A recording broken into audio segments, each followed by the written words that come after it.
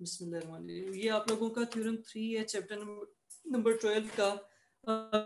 इन्होंने एक ही के तीन हिस्से करके ना उसको इकट्ठा किया हुआ है, और इसलिए इकट्ठा किया हुआ है क्योंकि ये सब एक दूसरे से मिलते हैं। ठीक है, क्योंकि तीनों ही जो है वो सेमी सर्कल की बात कर रहे होंगे, आधे सर्कल की या उससे मिलती जुलती बात हो रही होगी। अभी हम इसको देख लेते हैं। इनमें से एक पार्ट आज कर रहे हैं, बाकी कल इंशाल्लाह 2 करेंगे, ताकि आप लोग टेस्ट के लिए भी अच्छा प्रिपेयर कर सकें। अगर मैंने तीनों करवा दिए तो फिर ना ये होना है ना वो होना है। ठीक है, आप लोगों ने कहना इतना ज़्यादा टाइम नहीं है वगैरह वगैरह। अभी आ जाते हैं इसके ऊपर। इसमें वो क्या कह रहे हैं, इसमें वो कह रहे हैं the angle in a semi circle is a right angle, कि जो सेमी सर्कल के अंदर के, अच्छा इसको ना आप जब लिखेंगे अलग अलग लिख लें और बाद में जब याद करें तो बुक से देख लीजिएगा, ताकि आप लोग कंफ्यूज ना हो।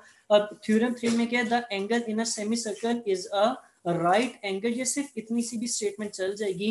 अब हमने इसकी डायग्राम क्या बनानी है, हमने बनाना तो पूरा सर्कल है, ठीक है, लेकिन जो आपने इसकी कॉर्ड ड्रॉ करनी है वो पॉइंट ए के ऊपर आपने डायमीटर ड्रॉ करना है, ठीक है, ताकि वो सेमी सर्कल बन जाए। और फिर इसकी लेबलिंग कर लेनी है ए बी, और यहाँ कहीं पर भी, बेशक यहाँ ले लें, यहाँ ले लें, यहाँ ले लें, कहीं पर भी आपने एक पॉइंट सी ले लेना है, ठीक है। उसके बाद क्या करेंगे, ए को सी से ज्वाइन कर देंगे, सी को बी से ज्वाइन कर देंगे, और ये आप लोगों का पहले ही ज्वाइन हुआ है। अभी हम फिर आगे चल के इसकी बात कर लेते हैं।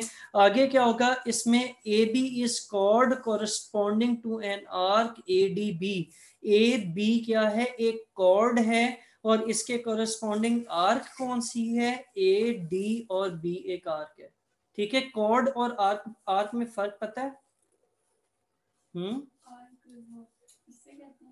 आर्क जो है वो बाउंड्री के ऊपर ही मौजूद होगी, या यहाँ से लेकर यहाँ तक होगी, या यहाँ से यहाँ तक होगी, यानी बाउंड्री जो उसका सर्कमफेरेंस है ना, उसके ऊपर का कोई सेगमेंट होगा, कोई टुकड़ा होगा।